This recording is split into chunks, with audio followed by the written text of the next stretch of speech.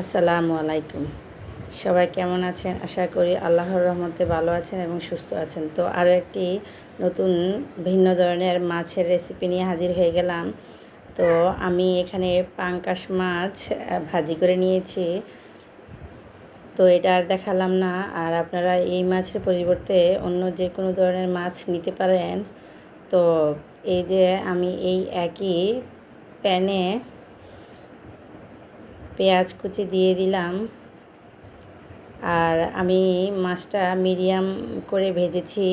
তো রান্না করার সময় একটু বেশি করে রান্না করে নিলেই সিদ্ধ হয়ে যাবে। তো তারপর আমি পেঁয়াজে রসুন বাটা দিয়ে দিব।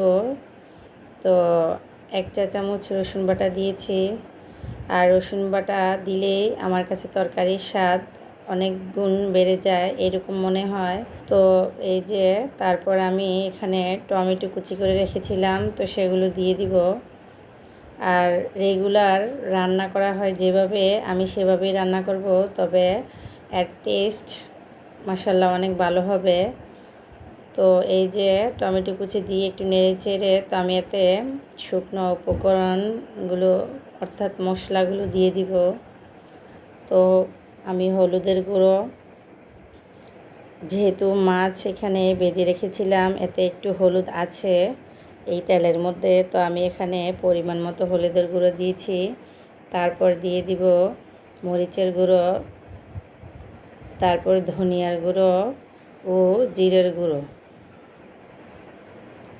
তো এগুলো দেওয়ার পর আমি এগুলো একটু নেড়ে চেড়ে মিশিয়ে নেব। তো তারপর এতে একটু পানি দিয়ে দিব যাতে মশলাটা কষে আসে। তো আমি এটা দিয়ে ঢাকনা দিয়ে ঢেকে দিব। তো মশলাটা কষানোর পর আবার ফিরে আসব। তো এই যে মশলাটা কষে এসেছে, টমেটোগুলো নরম হয়ে এসেছে। তো এখন আমি এতে যে ভেজে রেখেছিলাম মাছগুলো সেগুলো দিয়ে দিব। তো এই যে মাছগুলো দিয়ে দিয়েছি, এখন আমি পানি দিয়ে দিব ঝোলের জন্য।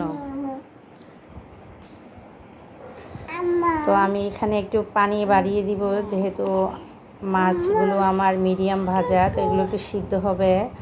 আর এই সিদ্ধ হওয়ার পরই এই ঝোলটা খেতে অনেক মজা হবে, সুস্বাদু হবে।